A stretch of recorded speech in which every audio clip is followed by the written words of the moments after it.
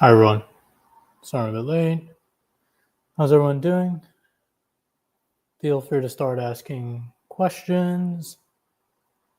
And I can also talk a bit about what I've been up to.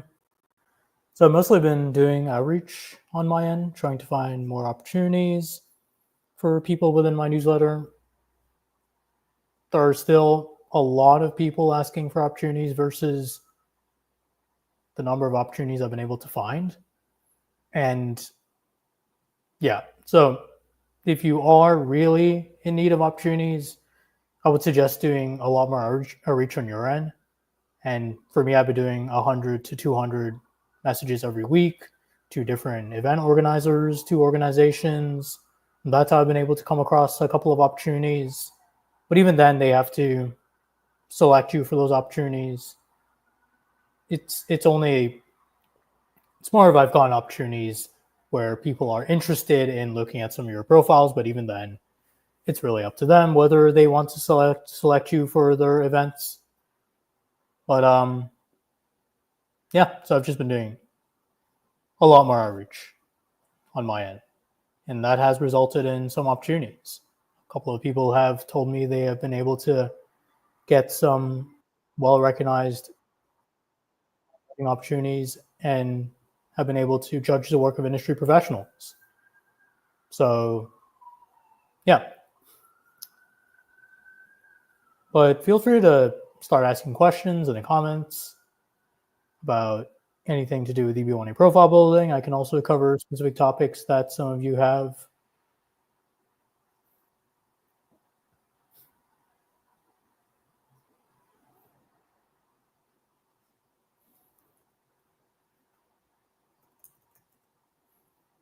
Feel free to start asking questions.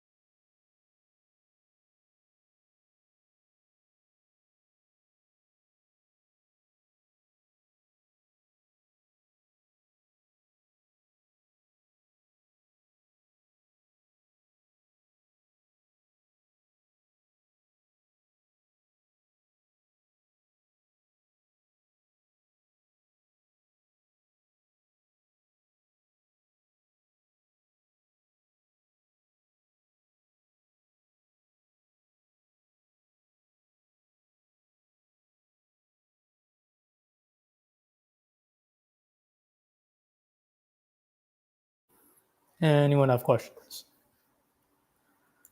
Any questions? Do you support in profile building specific to statistical programmers? I haven't really looked into this field. I mean, you can always do a lot of outreach on your end. You might want to start off with identifying a bunch of organizations in your field that you want to participate in and get more involved in. That's where I would start. Look for these organizations and then start reaching out to different people within these organizations and use that as your approach to start finding opportunities. I mean, if we were to work together, that's what I would do as well. A lot of profile building is just outreach. So yeah. And I haven't been able to support too many fields so far because it takes a lot of time to really understand a field. And I've only been supporting fields where I have had more experience and know more people. But for your particular field, probably just look at some organizations that you want to get involved with and then start reaching out to people who are a part of those organizations. You can also just look at general professional organizations like IEEE or ACM. Those could also be good organizations to start with. If your EB2 date is 2016 and you apply EB-1A, can you port EB2 date? My understanding is yes, but of course you want to speak to an immigration lawyer for more specific insights into your personal immigration situation. I'm data engineer, which fellowships would add value to my profile.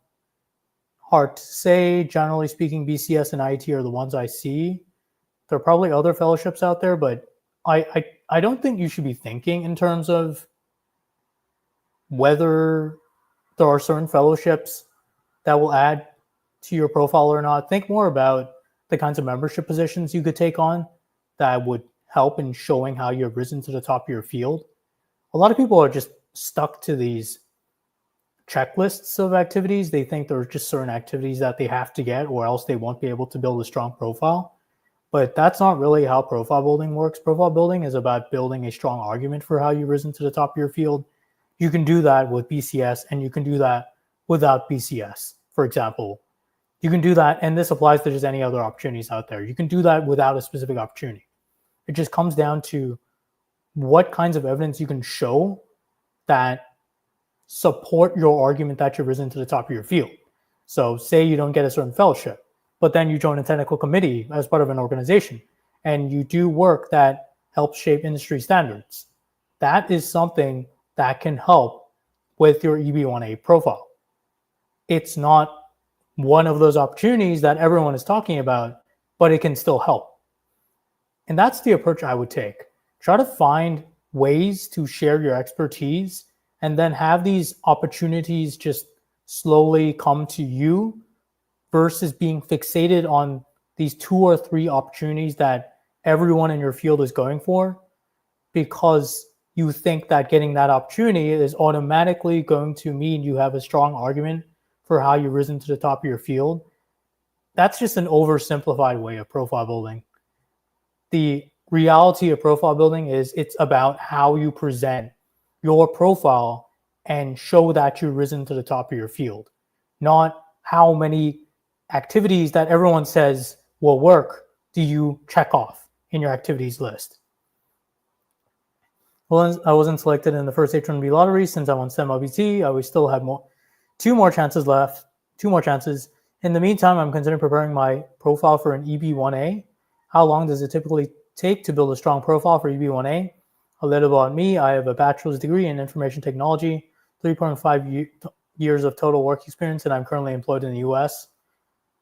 So just based on what I've seen, 3.5 years is more on the junior end for EB-1A. If you are looking for alternatives, maybe look at 01. But generally speaking, I'm not saying it's not possible. Maybe you've done something that's exceptional and extraordinary, even though you only have 3.5 years of experience. You just, again, have to present a strong argument for how you've risen to the top of your field. When you're asking how to build a strong profile, that's really how you build a strong profile. I'm not going to recommend certain checklist activities that if you do, I mean, there are certain activities, there are just very few. Like winning the top award that is recognized by everyone in your field, that could be an activity, but there are very few of those. Outside of that, it really comes down to how you make the argument for how you risen to the top of your field, or whether you even can. So an example I always quote is someone who I spoke to like a couple of months ago and still speak to occasionally. He was able to get approved for EB-1A with just 6 years of experience, but that was because he presented a strong argument for how he had risen to the top of his field. He was able to show that a piece of his work had significantly influenced his industry, and he was granted original contributions because of this work. For you, it could be something similar or it could be something different, but you have to think about how you are going to make that argument that you've risen to the top of your field. I can't tell you that without knowing enough about your background. Just saying you have 3.5 years of experience and a bachelor's does not give me, it gives me nowhere near enough context to evaluate whether you even have a strong profile. I mean, for all I know, you could, maybe, but you need a foundation. You can't just do a bunch of judging, do a bunch of authorship, and then you have a strong profile. You need a foundation. You need an anchor criterion. You need a strong leading or critical role claim. You need a strong original contributions claim, or both, or one of the two. For the person I just mentioned, he had both. And that's how he was able to make that strong argument.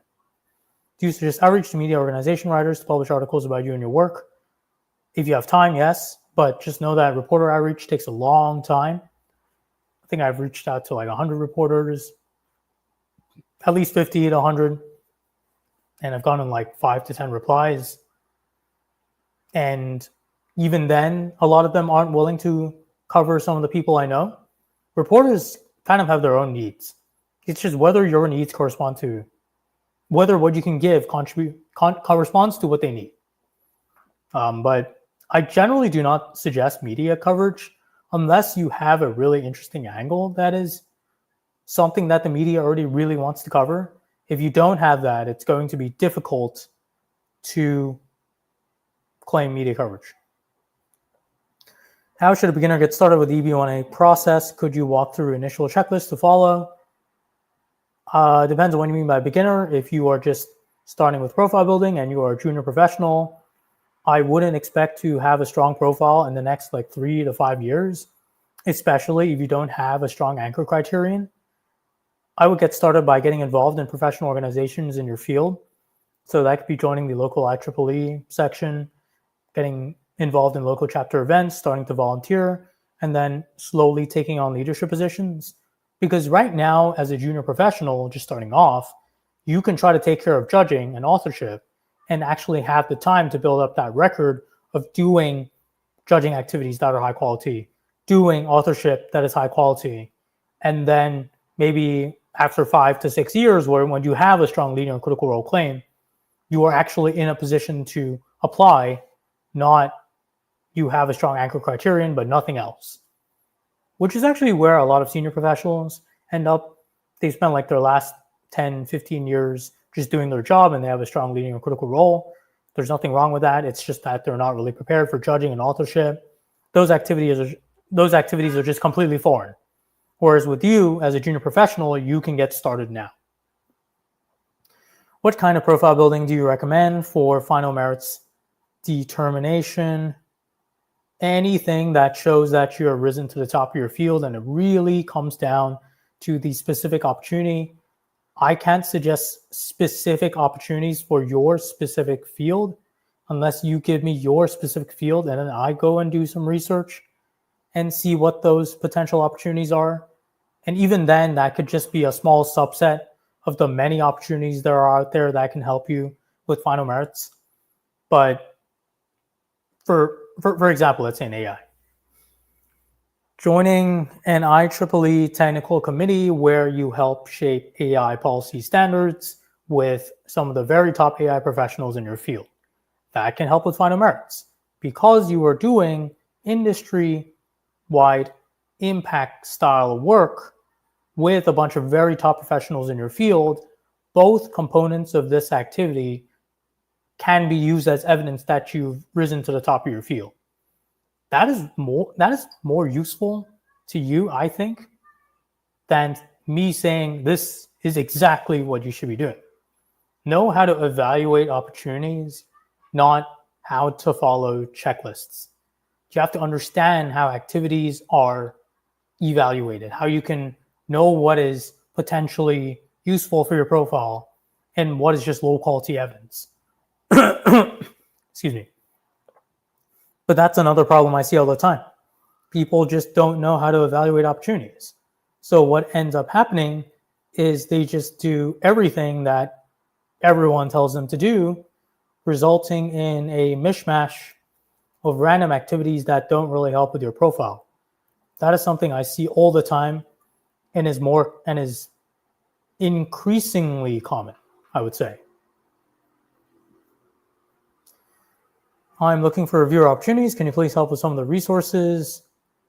If you are looking for reviewer opportunities, I can only tell you where to look.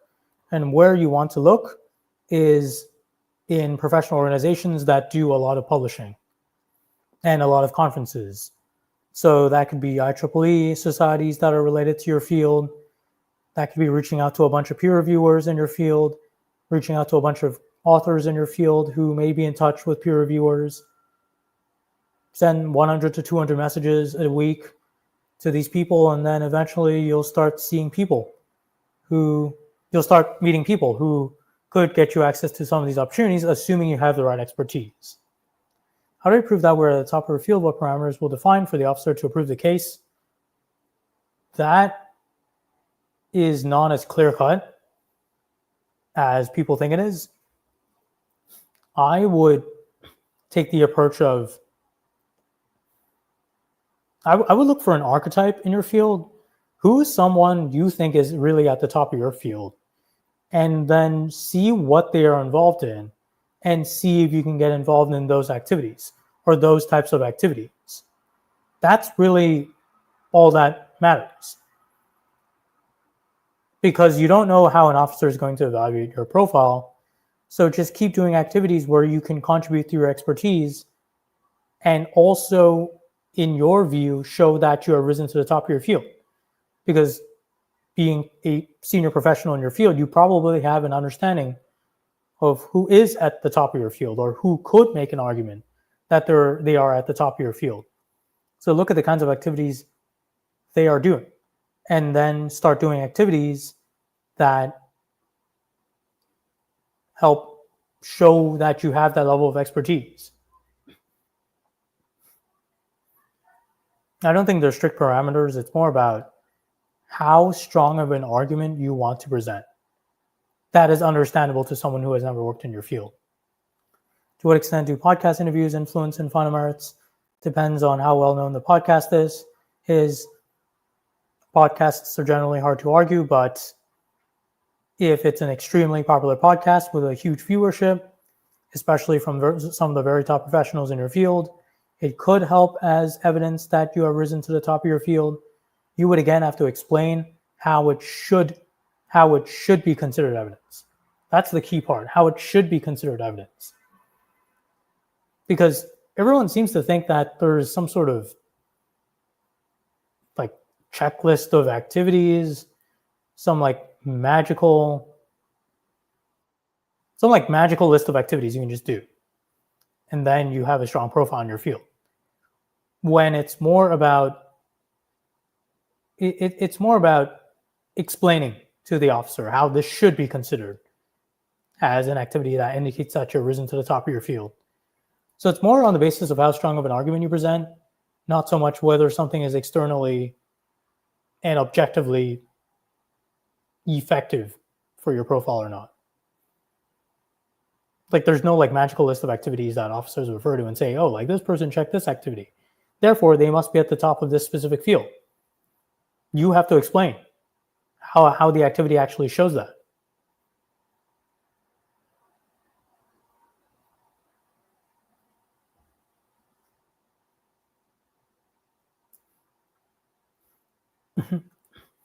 Anyone else have questions?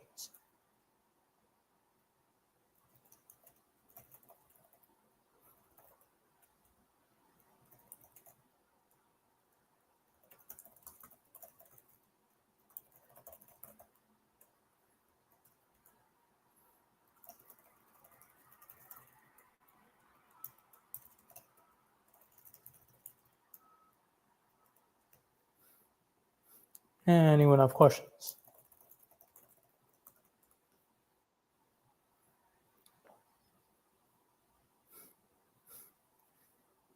So I can also briefly go through my newsletter resources. So as part of my paid newsletter, you will get access to my profile building opportunities database, which currently lists over 400 opportunities listed by category, listed by criteria and field. These are just opportunities to get you started in profile building. And these are the opportunities that help make the point of what you should actually be doing to get involved in your field. It's not like an exhaustive list of what you should be doing to show that you're risen to the top of your field. They're more like starting points where once you get involved, you will start to get recognized for your expertise. And that is when you will start potentially encountering opportunities where you can show that you're risen to the top of your field. So as part of my newsletter, you will also get access to my video resources. These are just recorded conversations with EB-1A recipients and EB-2NIW recipients. And I ask some common questions that I get all the time, like how to claim leading a critical role, how to put together reference letters.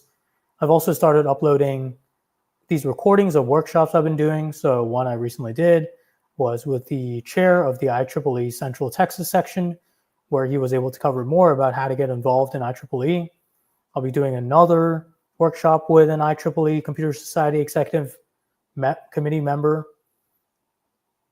around a week and a bit from now. So these recordings will all go into the video resources. And just to share more about what the newsletter is about, it's about teaching you the mindset you need to build a strong profile, not saying these are 10 activities to do. Once you do them, you have a strong profile, because I don't think that's the right approach. Everyone's profile is slightly different. Everyone's field could be slightly different. Everyone's argument is slightly different. There are certain activities you should be doing, but you should not limit yourself to, say, 10 activities that everyone in your field does, because there are so many unique opportunities that come up as you start to profile build that can help. And the last thing you want is to restrict yourself to these magical 10 activities. They don't exist. There are things you should be doing, but don't limit yourself to those exact things. Just keep in mind that you are building an argument for how you've risen to the top of your field, not checking off a list of activities. Building a strong argument could involve doing activities that no one has ever heard of in your field, but you know is a quality activity because of the frameworks I've shared. Like, this is how you look at a membership opportunity. Who are the other members? Are they some of the very top professionals in your field?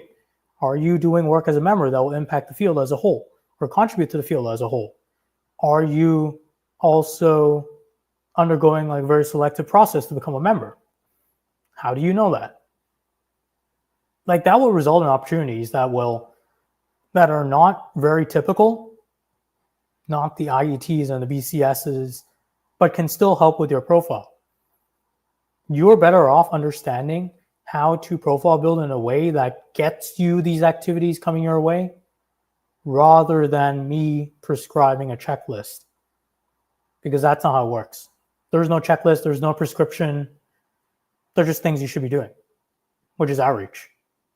Reach out to as many kinds of events as possible that involve top professionals.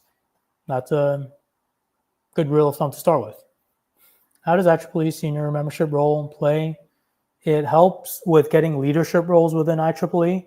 So if you attended last week's Insight session, since I think you're part of the newsletter, you'll hear from the section chair of the Central Texas section about how senior members get to be more involved in leadership.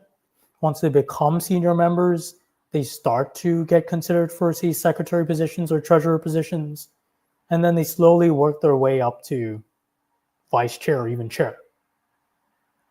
Could you advise on the optimal number of recommenders to approach for letters of recommendation? Does it add weightage? Should we get it on company letterhead or electronic signature works? Company letterhead, I have heard, helps, but it's not required. There is no optimal number. I think like 5 to 8 is what people usually go for based on the lawyers I've spoken to. Anything after that could be too much, unless every single letter adds like a different dimension to your profile. It's really something that you have to make as a decision with your lawyer. And it also comes down to how they're approaching your case. So you're going to want to have to ask them, but if you're still collecting references, the longer the list, the better probably. Just get a rough list of references and then just get some soft confirmations to see if people are interested in giving you a reference eventually. Anyone else have questions?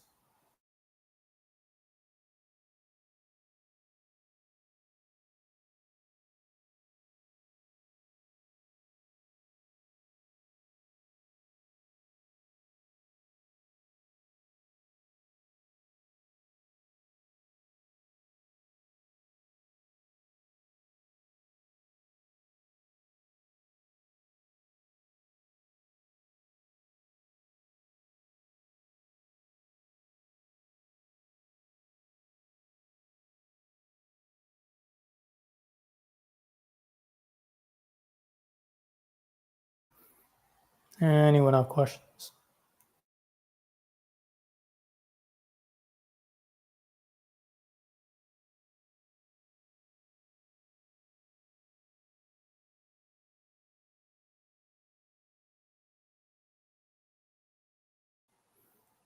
I'm just going to talk more about outreach then. The reason why I say outreach, does volunteer opportunities help in strengthening EB-1A case? Yes, it does, because it shows contributions to your field outside of your company. Depends on what kind of volunteering you do. Volunteering on a committee that, say, does work that impacts your industry as a whole or does research, that could help. Just try to show that your volunteer activities actually contribute to your field through the lens of your proposed endeavor. Does one press media coverage win award at a food fest? 4 letters of recommendation and high competition qualify for EB-1A. Not enough context, because there's nothing about final merits here. Maybe that's why people think in terms of checklists, because people think that the criteria is all that matters for EB-1A. So they think the more criteria I can check off with certain activities that seem to have worked in the past for people, the better. But I would recommend you not take that approach. Just forget about the checklists. Forget about the checklists. Focus on the quality of the activities you're doing. How you evaluate quality is in asking yourself if another top professional in your field would consider what you are doing to indicate that you're risen to the top of your field. That is one approach to take. Just forget about all this, like, this is what works for EB-1A sort of talk, and focus instead on whether a top professional in your field, someone you consider a top professional in your field, would consider what you are doing to indicate that you have a level of expertise that shows that you're risen to the top of your field. I think that's a good yardstick to use over this is what other people are doing, therefore it automatically works. Doesn't work like that. How do you become IEEE senior member? What is the process for that? They have like a page about it, and I think you have to get a bunch of references from senior members, other senior members. Can one use the same criteria they used for O1A to apply for EB-1A? Yes, I've seen that, but O1A standards are much lower than EB-1A standards. Does doing a lot of profile building this year flag a red flag to USCIS, even though I have other activities from previous years that shows I've risen to the top as well? Generally speaking, no. Look, if you're doing quality activities, how could that possibly be a red flag? That's my question. If you are judging,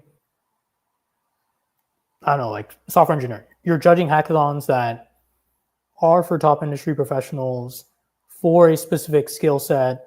Say you're trying to teach them some sort of AI skill, and all these people who are attending are people with 10 years of experience and more.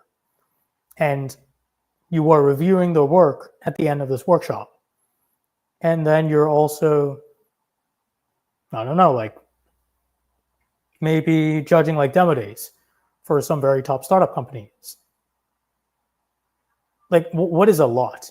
Some people would say that's a lot, but some people would say that's not enough. I don't think that's even a thing. Like, people are just too concerned about the wrong things for profile building. I feel like they're more concerned about whether they're doing the right thing versus actually profile building. So people just end up in this like mentality of, am I doing the right activities? And they somehow define right as, has this worked for someone else? Not, does this show that I've risen to the top of my field? That's just something you have to get out of if you want to build a strong profile. Just stop thinking about, are there like magic bullet activities out there? There are no magic bullet activities, or very few of them at least. Just focus on constructing a strong argument for how you've risen to the top of your field.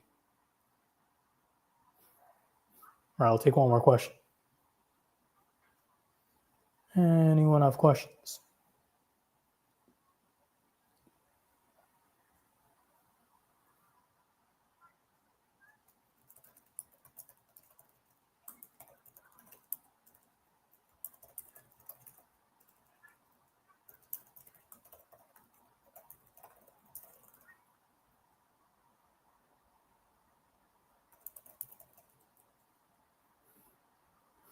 All right, anyone else has any questions? Thanks everyone for joining today's live stream.